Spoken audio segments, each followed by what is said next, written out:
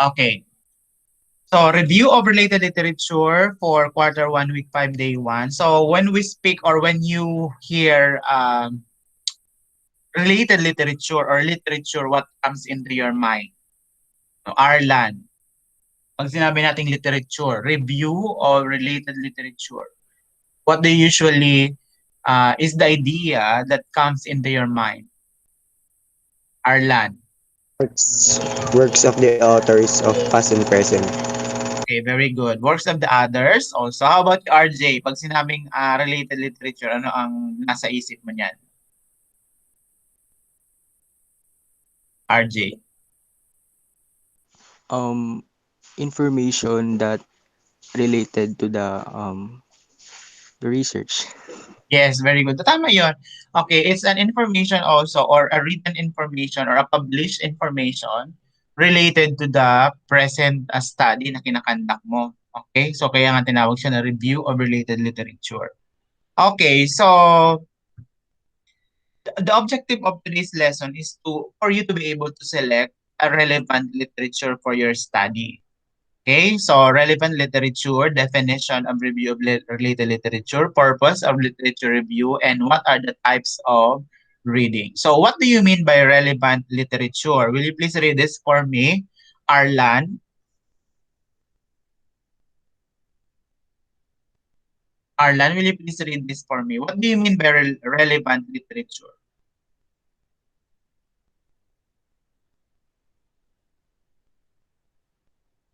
Wala ata si Arlan. No? RJ, when we speak Relevant of, yes, will you please read this for me? What do you mean by relevant literature? relevant literature. Quality of concepts, arguments, discussion, or ideas of existing knowledge in a particular field that is related and relevant and added support to your study. Okay, very good. So that's what you have said a while ago. Okay, so this is quality of concepts, arguments, discussion, or ideas of existing knowledge in a particular field that is related and relevant and added support to your study.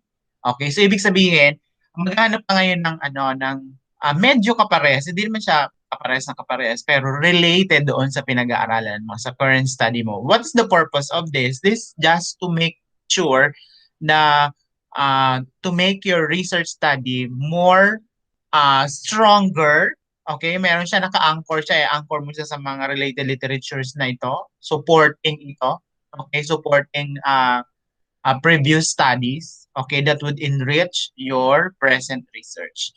Okay, so where to select relevant literature? We have two data sources. So Arlan, nandyan ka na ba? Will you please give me Yes po. this? Will you please read this? Where to select relevant literature? Two data sources. One, primary sources. A first-hand information. Original materials regardless of the format. Created as a time or event is occurring. Letters, diaries, minutes, photograph, artifacts, interview, and sound or video recordings. Created after event or time in question but offering oral histories, newspaper or journal articles, and memoir or autobiographies. Okay. So, what are the sources? Tama yun, Arlan. So, we have two data sources. We have number one are the primary source. These are usually the first hand, the source which, the first hand, okay, where it offers first hand information. Okay, say for example, you are doing a historical research. Okay, you want to interview uh, a person who lives during the Second World War. Okay, yung experience ng Second World War. So that person will be your first-hand, or that person is your primary source of information. Okay? So original materials, these are the original materials, mga halimbawa, sulat niyo si Rizal. Okay? Mga poems niya na originally nakuha yung original material na yon. So that is primary source. Okay, so original materials regardless of the format created as a time or event which the event is occurring. So letters, diaries, minutes, photographs, artifacts, interviews, and sound or video recordings are primary sources. Okay, so created after the event or time questions, but offering oral histories, newspaper, journal articles, and memoirs or autobiographies. These are usually primary source of information. Okay, so this could be a relevant literature in your study. Okay, so we have secondary source. Ang secondary source naman is a second-hand information na. Okay, second-hand information were created by someone who did not experience the first-hand or participate in the events or conditions you are researching. So usually, the examples of secondary sources like textbooks, journal articles, histories, criticism, commentaries, encyclopedias. So these are secondary sources. Okay? Mga ano na, mga journal articles na. So usually kapag re-research kayo, mga researchers ngayon, mga student researchers, usually ang nakukuha nila ay mga secondary sources na. Okay? Mga published thesis already, mga journals, and etc. And books. Okay? So, but if you can have your primary source, much better. Okay? So where to select relevant literature? So we have, sabi ko kanina, books, articles, journals, magazines, periodicals, newspaper, memorandum, and research or thesis dissertation. So usually ang mga student researchers, they go for books, research, thesis dissertation. But we are not limiting you. I am not limiting you to books and research this dissertation. You can also use articles, okay, mga news articles, journals, magazines, periodicals, and etc. Okay, for your relevant literatures.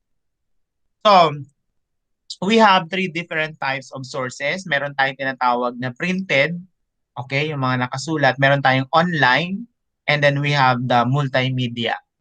Okay, so sometimes itong multimedia tinatawag itong tri-media. Okay, broadcast, print, okay, tapos yung online natin. So these are printed online multimedia are the basic types or sources of information in your research study. Okay, so pag sinabi nating review of related literature, Caitlin Hernandez, dahil nandyan ka, will you please read this one? The review of literature is what? Caitlin. Caitlin. O Arlan, ikaw na. Pakibasa nga ito. Review of literature is a process of compiling, classifying, and evaluating what other researchers, authors, or experts have written or published on a certain topic. Okay, this is the process of compiling. You see, this is the process of compiling, classifying, and evaluating what other researchers, authors, or experts have written or published on a certain topic. So how do you compile? Siyempre, you're going to do some readings. Okay, so may mga techniques tayo ng pagbabasa. Pag-aralan nyo naman yan sa English, no? Yung skimming and scanning. You do skimming and scanning and you look for this related literature and then you compile them. Okay, you compile para at least alam mo kung saan mo kinuha yung mga sources. Dapat meron ganitong envelope. Okay, for you to be able to keep all the readings that you have. Okay, sa review of related literature. And then, ano yung mga purpose ng literature review? Number one, RJ. RJ, ano yung purpose ng number one? Purposes of literature review. Number 1. Provides the interpretation of existing literature. Number Next. 2. Brings out the dialects of contradictions between various thoughts. Number 3. Indicates the current research place in the schema of a particular field. Number 4. Helps in calculating the impact of the latest information. Number 5. Research gaps scrutinized initially are further explored. And lastly, provides information for relevancy and Okay, coherency. thank you, RJ. That's correct. So the purpose of literature review is to provides the interpretation of existing literature, brings out the dialects of contradiction. So kailangan yung contradiction na yun, lalo na kapag nagsisynthesize na kayo ng nagsisynthesis na kayo ng mga research literature. So merong contradictions, merong similarities siya. You indicates the current research place in the schema of a particular field. Ibig sabihin, uh, it gives us what's this an eye view of this particular research. What anong ano ba to? Saan ba to? Saan ba to tungkol? Okay? So anong pinag-aaralan nito? Anong field ito? Okay, and helps in calculating the impact of the latest information.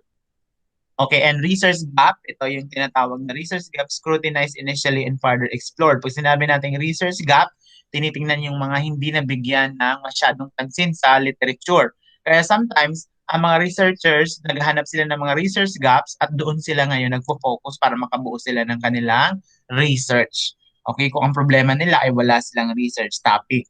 Okay, and provides information for relevancy and coherency. So that's the most important purposes of literature review. Mamaya ipapakita ko sa inyo yung video, lalo yung maintindihan kasi magaling mag-discuss si Ma'am Ana ng ano about sa review of related literature. So ngayon, bibigyan ko lang kayo ng background para at least when you watch the video lesson, meron na kayong idea of what is review of related literature. So may mga types of readings tayo. So ano yung mga types of readings natin? So elementary reading, we have systematic reading, analytical reading, and comparative reading. Okay, ano-ano ang pagkakaiba ng mga types of reading na ito? Okay, when we speak of elementary reading, most common kinds of reading. Okay, usually yata ginagawa nito, merely recognition of letters and basic sounds and literal comprehension of sentences. Usually mga kaya tinawag sa elementary kasi basic. May mga estudyante na nasa na senior high school and college na, elementary reading pa rin. Okay? So kaya nga may mga intervention programs para ma-enhance ang reading skills ng mga estudyante. Okay? So most common kind of reading ito. Systematic skimming naman, the reader must establish a system through a maximized time in searching for relevant literature. Kapag magaling ka na magbasa at madaling mo makuha ang ginagawa mo is to skim. Nag-skim ka lang, passing through. Okay? You choose wisely before investing time in the source. Okay? So anong ibig sabihin nito? Nag-scout ka na ng mga ng mga reading materials. You pass through with your eyes and you get the most important ideas and points. Okay? So that is systematic skimming. So, what is the difference between skim and scanning? Okay, actually naalala ko yung research ko dati nung uh, high school ako. It's more of skimming and scanning. So when you want to read something quickly to get a general idea, that is to skim. So when you want to read something quickly to find a specific piece of information, you scan. Okay, so read the table contents, read the opening and closing sentences of paragraphs, you read the headings and subheadings, look for any illustrations, and then that's skimming. But when you look for keywords related to your topic, you look for bold prints and italics, look for words in larger font sizes, then you scan. Okay, nagagawa niyo na naman to, di ba? Minsan din niyo naman talaga binabasa in toto yung libro. You skim and sometimes you scan. Okay, so where to skim or scan first? O, syempre, title page and preface. Okay, then we have the abstract, table of contents, chapter review, summaries, index, findings or conclusion, information about authors and references. So, ito yung tungkol sa research. Pero kung libro ang binabasa ninyo, iba naman yan. Sa when you are looking for literatures, syempre title page and preface, abstract, table of contents, chapter review, summaries. Ako usually unahin ko diyan abstract. Okay, kasi this is the summary already of the whole research. Okay, and then pupunta ako sa recommendations. So but these are the things that you have to scan or skim first when you do a review of related literature kapag nagre-reading kayo. Okay, and then we have an analytical reading. So analytical reading naman is an approach that probes more deeply to understand the message and goal of the piece you read. So you include a thorough reading to get appropriate evidences and supports for your analysis. Kaya nga analytical reading. So you probe, okay? You analyze, okay? And then you get through evidences, for your analysis. Okay, so that's analytical reading. Okay, and then we have comparative or compare reading. Okay, so the highest level of reading, which requires the reader to place what he or she is currently reading in relation to other materials previously read. And then, usually ang comparative reading is that you compare lahat ng mga literatures na meron kayong hawak. Okay? Ano nga ba ang pinag-usapan dito sa ano na to, sa isang binabasa ko na to, tapos ano naman ang kaibahan nito sa isa ko pang binabasa. Kaya when you're comparing, comparative reading, okay na rin yan kasi you're already doing the synthesis of the study of the literature. Okay, types of reading helps the reader identify the similarities and differences between the two or more articles. Okay, so when you do identifying similarities and differences, you are already synthesizing. Okay, nag-synthesis ka na. Okay, kaya very helpful ito sa synthesis of the study. Okay, so may mga exercises dito na ibibigay ko sa inyo. Okay, so since we are done, so I'll just gonna be posting this siguro in a Google form. So for now, I'm gonna be showing you a video lesson para mas ma-enhance pa yung pagkakaintindi ninyo ng ating aralin, okay, ng review of related literature.